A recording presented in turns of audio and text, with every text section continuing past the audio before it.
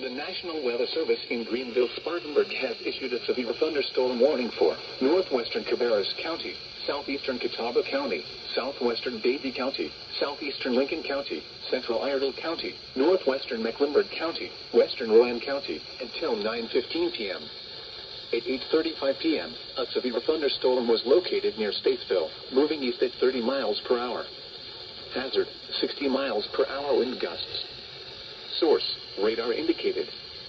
Impact, expect damage to trees and power lines. Locations impacted include Huntersville, Kannapolis, Statesville, Moxville, West Concord, Cornelius, Mooresville, Davidson, China Grove, and Landis. For your protection, move to an interior room on the lowest floor of a building. Please report damaging winds, hail, or flooding to the National Weather Service by calling toll-free 1-800-267-8101 or by posting on our Facebook page or tweet it using hashtag NWSGSP. Your message should describe the event and the specific location where it occurred. Repeating, a severe thunderstorm warning has been issued until 9:15 p.m. for the following counties in North Carolina: Cabarrus, Davie, Iredell, and Brad.